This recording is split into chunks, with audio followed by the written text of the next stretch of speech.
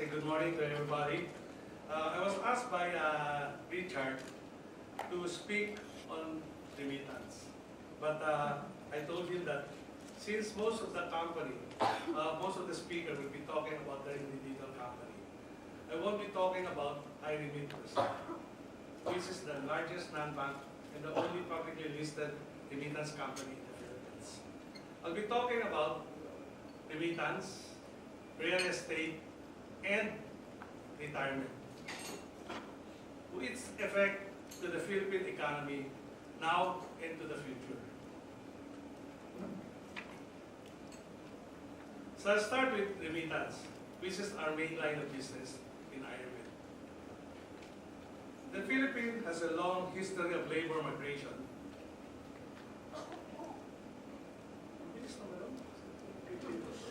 Hindi pa ako nagsasalita. Have a long migration before it became the third largest recipient remittance in the world, and now contributes about 8.5% to domestic product, of which about 26 billion US dollar. It's only after India and China.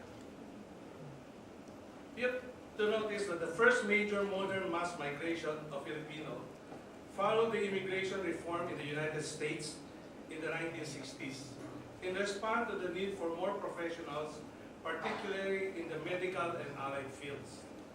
Then in mid-1970, the overseas employment has gained considerable national importance as a temporary measure to curb unemployment and prop up the sagging economy. The decade was marked by construction boom in Middle East, where the wave of migrant Filipino consists mostly of construction and production workers on fixed-term contract, who sought opportunities in the massive infrastructure development fueled by petrodollars. In 1980s, the emergence of the tiger economies in Asia shifted the focus of deployment to service work, particularly domestic and blue-collar. From 1990s up to the present, the rapid aging population of developed countries and the emergence of knowledge economy gave rise to a new wave of Filipino migrant workers, consisting of professionals in information technology, business, in addition to the medical and healthcare field. While indeed, remittance has contributed greatly towards economic development, it is not without social costs.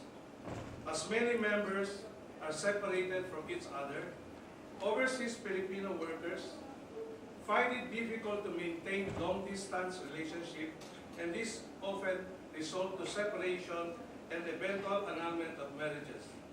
Amidst family breakup, the children are traumatized. Some drop out from schools, while others develop antisocial behaviors. Economically speaking, the return have been great. In 2010, cash remittance have reached 18.763 billion US dollar. In the following year, increased. By 2014, the Philippines has seen the highest cash remittance at 24 billion 348 million US dollar, a remarkable increase of 5.9% from the US dollar 22.984 billion in 2013. However, ito bad news. In January 2015, the Bangko Sentral of the Philippines reported the lowest growth rate in 5 years, when remittance for the month reached only 1.8 billion US dollar, representing a growth rate of only 0.5% against the same month in 2014. In February 2015, remittance reached 2 billion, and the year-to-date growth is down to 4.2% from the last year of 5.9%. This indeed is alarming, especially to the 10 million Filipino families that have at least one family member working abroad, sending money back to the Philippines. The slowing down in the inward flow of remittance may be attributed to the move of big global banks in some countries to unilaterally close the bank account of bank-owned and independent money transfer companies operating outside the Philippines on account of a perceived high risk of money laundering and terrorism financing. The aggressive move of the big global bank is not unique in the Philippines. Other countries with large migrant populations face the same problem. The denial of a banking service runs contrary to the effort of global community consisting of government and financial regulators to promote the adoption of law and regulations that would minimize the risk of money laundering and terrorism financing. Money transfer operators exert effort to be compliant to the anti-money laundering and counter-terrorism financing. They cater to the segment of our population made up of people who have chosen to sacrifice the comfort of home to working abroad so as to provide better opportunities for their families. The vast majority of them are legitimate workers who are not engaged in crime or terrorist activities.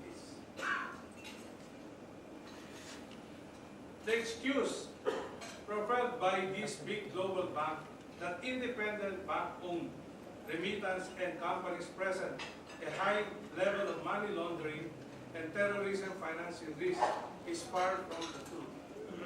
In fact, these are the same banks that have been fined and penalized heavily or placed under regulatory enforcement by financial regulators around the world for their misconduct and deliberate violation of the law and regulations. As a result of denial of banking services, our OFW will be forced to utilize the service of bank or larger international money transfer companies who charge higher service fees. OFWs will be sending less frequently and in smaller amounts. Furthermore, the generally uncompetitive foreign exchange rate offered by banks will result to lesser amount received by families in the Philippines. I will summarize the effect of all of the three industries later on. So I'll now go to the real estate. The World Bank have already affirmed the ability of the Philippine real estate sector to sustain growth, citing as positive factor the low interest environment caused by the robust expansion of the economy and much improved consumer confidence. It is worthwhile to look at the current state of affairs in the housing. From the point of view of supply and demand, it was estimated that housing need in the period 2001 to 2011 amounted to 3 million units, excluding those who cannot purchase their own places of dwelling. The demand of backlog is expected to increase by an additional 6.5 million units until 2013. This is fueled by the increasing new household with a growing Philippine population, which has officially hit 100 million in July 27, 2014. The demand for affordable and decent homes, in particularly high from medium and low income wage earners. In addressing the housing need, we consider affordability or capability to pay of the household the current policy framework on housing in terms and source of funds in financing program, and finally, the total production requirement per sector. So that's the one I was talking about. The total production that we had is only about 200,000 a year. But the total requirement should be about 500,000. So there will always be a backlog of 300,000 unless the industry, with the help of the government sector, is to come up with additional incentive or benefits and make, as Rex Baltar is saying, in cooperation with the LGUs to get the permit faster so that we can construct houses faster also. Just to give you an idea, in the real estate industry, from the time that we acquired the land until we were able to start construction, it takes us at least 18 months to get all our permits, licenses, and to have it approved before we can start construction. Okay. I'll make the speech shorter so they have more time to ask questions later. Okay. Anyway, I just wanted to inform everybody, this speech of mine is a summary. So if any one of you would be interested to have a full copy of the speech of every segment, just send us an email and we'll send you the full text of the per industry. Okay. So currently, only the Home Development Mutual Fund offers housing loan to its members. And we know that the real estate sector have a 3.32 times multiplier effect to the Philippine economy. So that means for every dollar that you spend, you'll be able to get a benefit of 3.3 times. So finally, I'll go to the retirement.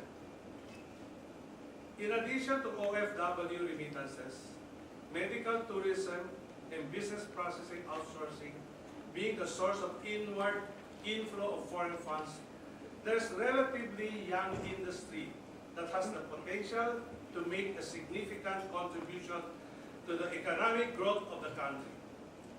I am referring to the industry for the old or elderly or the retirement industry. Recently, yesterday I just got an email that there was a event in Washington, D.C.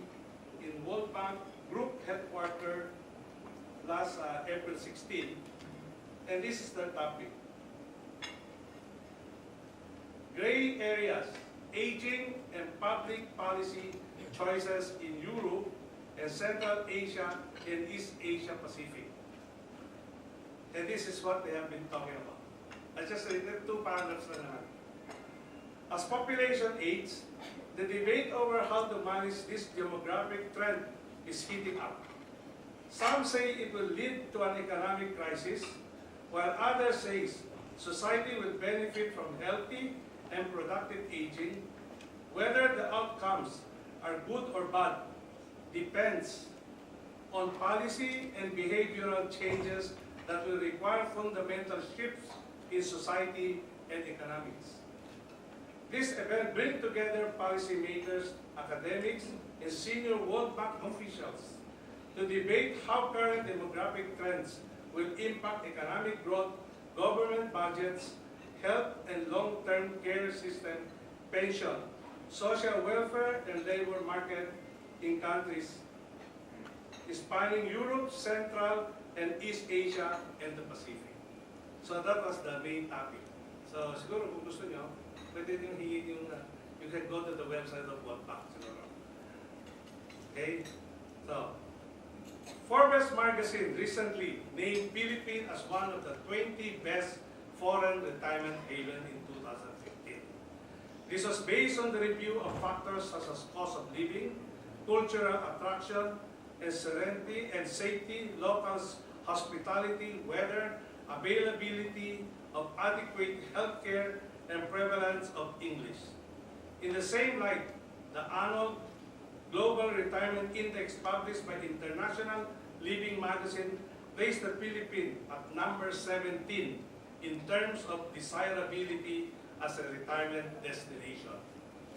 The phenomenon called global aging is a result of decreasing fertility rates and an increasing life expectancy due to improvement in healthcare. The graying of society is more apparent in some countries than in others, but in more pronounced in countries such as Japan, Monaco, Germany, Italy, Greece, and Sweden. The Philippines, on the other hand, is considered young by global standard, and it's also one of the youngest in Southeast Asia with a median age of 23. The Philippine Statistics Authority expects the population to hit 142 million by 2045. The peak of the so-called demographic sweet spot, where 67.5% of the population is of working age. This means these people have the purchasing power that can drive consumption and investment and therefore contribute to economic growth faster. The retiree pension system in many countries are designed in such a way that current workers finance the retirees and the state is to pay for the deficit. This will lead to one major consequence that will take place soon. Retirees will get less benefits and their standards of living will either stagnate or degrade. Further compounding the situation is the high cost of medical care in many countries, which is not expected to go down anytime soon. Ironically, the countries with the highest healthcare costs are also the same societies that are experiencing fast aging of their populations. Hence, the Philippines, tagged as the heart of Asia, is well positioned to address the need of global retirees and has the potential to becoming a major retirement destination. We do have some of the world's best. Filipino doctors and other medical practitioners are trained in Western medicine, many trained abroad. These are a few hospitals that have already passed the stringent accreditation standard of Joint Commission International, the international arm of the Joint Commission on Accreditation of Healthcare Organization, the oldest and most prestigious healthcare accreditation institution in the world. There's also an abundance of wellness clinics and spas offering massage therapy and even alternative form of treatments such as acupuncture. The country has many ecotourism destinations, as is known for its world-class beaches and diving spots. It has many leisure and entertainment facilities, such as the new casino resort that recently opened. Except for the typhoons, the weather here in the Philippines all round is generally good and warm, which is good for the elderly, especially for citizens from countries with harsh winters. There are two types of retirement facilities.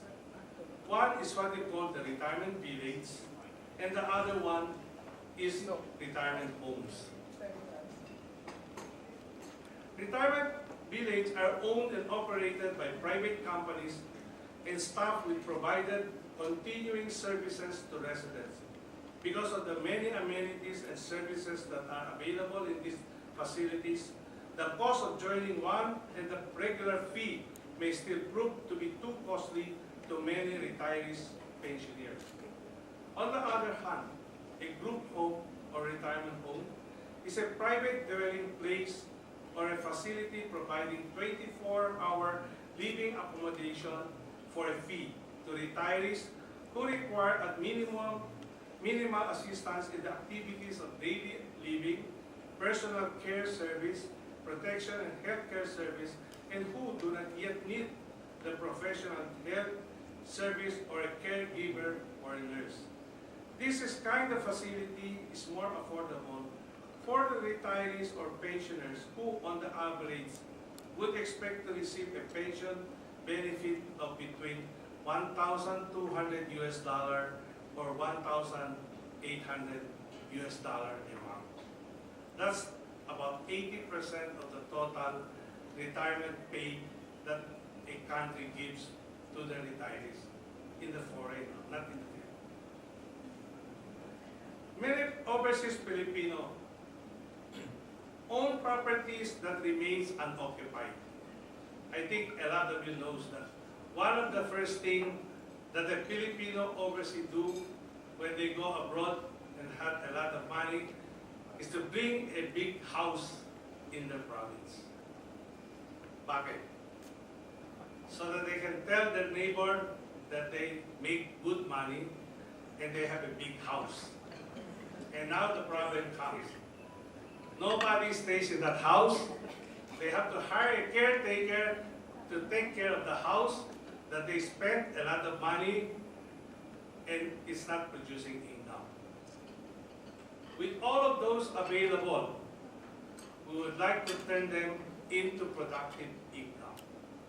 We'd like to utilize them as what you call group homes, where they can eventually come back to the Philippines and operate a retirement business using an investment that have not been giving them any return on investment. And that we do not need additional investment from other people. And at the same time, it gives employment and bringing back those people that have been sending money and increased employment.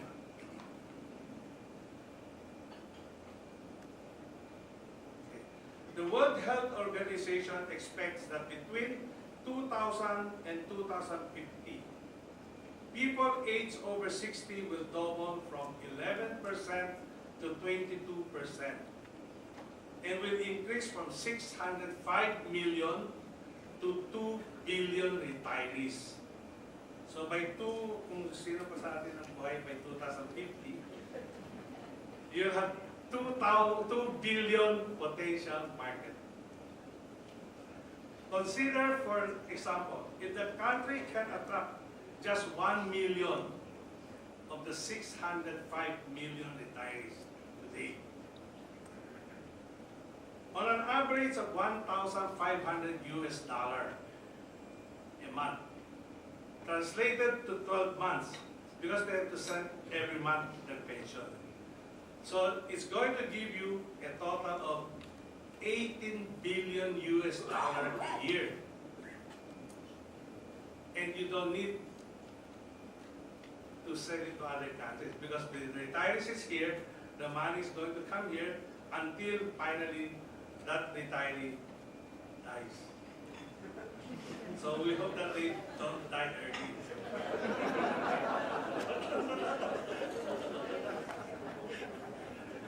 Considering that our market starts at 860, I think the average median age is getting longer right now. So we expect to have at least 15 to 20 years of good years now. Maybe by that time we should think of other industry. Okay. At the beginning of my talk, I pointed out these three: remittance, real estate, and retirement. If managed and developed properly, will greatly contribute to economic growth. With remittance, this year, $24 billion, real estate, $14 billion, and retirement industry at $18 billion. These three R's will potentially contribute $56 billion to economy, or about 21% of GDP. And that's a lot of money if you compare that to peso. This will definitely ensure that Philippines will be on path to sustainable development and will be among the fastest growing economies, not only in the region, but also in the entire world. As an entrepreneur, I believe that being in business should not only be about sales or profit. It is equally important to continuously to look for opportunities, create values, generate more employment, and thus contribute to sustainable development. This is why we continue to educate our workers through our program as the financially intelligent and trained for the future. Why am I presenting this one? Because if any one of you would be interested to talk about the three industries, you can go to our website, and then we can give you more information as how we can train your people to be able to equip in any of the industry, of the three industries na pala, hindi all industries, in any of the three industries that will eventually help your business grow. Because growing a business is just not only growing the company, but also to look for new opportunities. Okay, so thank you very much. So, ano po